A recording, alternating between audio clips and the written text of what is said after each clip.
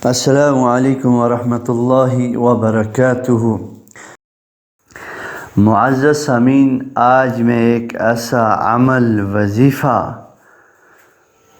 لے کر آیا ہوں جس کی وجہ سے آپ کا بڑے سے بڑا دشمن، بڑے سے بڑا ظلم کرنے والا ظالم آپ کے پاؤں میں اپنی ناک کی لکیریں نکالنے والا ہوگا اور نیست و نابود ہو جائے گا، اور ہر طرح سے آپ پر اس نے جو ظلم جبر کیا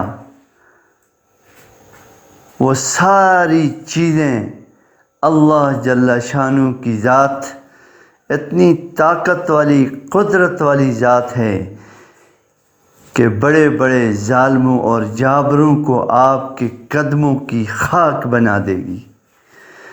آج ہمارے معاشرے کے اندر ظالم ظلم پر اتر چکا ہے۔ جس کو اللہ نے کچھ دیا ہے وہ غریب کو کچھ نہیں سمجھتا۔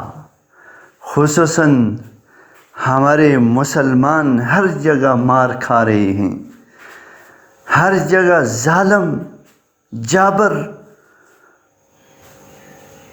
ان کو ختم کرنے پر جمع ہو چکے ہیں۔ فلسطین کو دیکھ لیجئے، کشمیر، بوسنیا، شام کو دیکھ لیجئے کہ کس طرح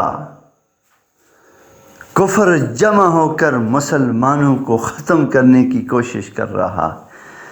لیکن انشاءاللہ العزیز مسلمان ختم ہونے کے لیے نہیں، مسلمان باقی رہنے کے لیے ان کا عروج ہے، زوال نہیں ہے۔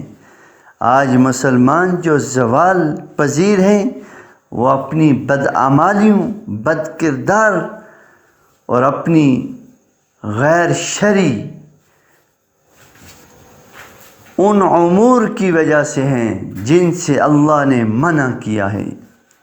اگر مسلمان 100% دین پر چلنا شروع ہو جائیں تو مسلمانوں کا عروج اس طرح ہوگا جس طرح اللہ چاہتے ہیں۔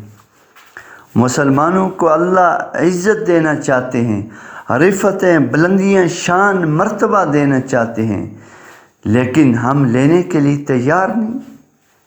تو اس لیے انفرادی اور اجتماعی کثرت کے ساتھ توبہ کی ضرورت ہے۔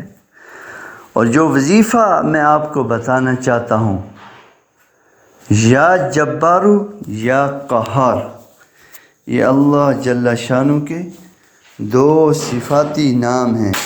ان ناموں کو صبح اور شام ایک ایک تسبیح پڑھیں، انشاءاللہ بڑے سے بڑا دشمن نیست و نابود ہو کر آپ کے قدموں میں گر پڑے گا۔ تو اس لیے یہ اللہ کے صفاتی نام ہیں، ان کے اندر وہ طاقت، وہ قوت ہے جو اور کسی میں نہیں ہے، کیونکہ اللہ تبارک تعالیٰ ہی کی ذات ایسی ذات ہے جو جبار بھی ہے، قہار بھی ہے، رحمان بھی ہے، رحیم بھی ہے۔ لیکن یہ 2 نام یا جبار یا قہار ایک ایک تسبیح صبح اور شام آپ پڑھنے کا اہتمام کریں، انشاءاللہ العزیز دشمن ایسا ناکام ہوگا، ذلت اور رسوائی اس کے مقدر بن جائے گی۔ اس لیے اعمال کے ذریعے اللہ سے لینے والے بن جائیں، اپنے مسئلے حل کروانے والے بن جائیں۔ دشمن کے خلاف اگر طاقت، ہمت اور حوصلہ اور مدد چاہتے ہیں تو اللہ کے ان ناموں کے ذریعے آپ اللہ سے مدد حاصل کر سکتے ہیں۔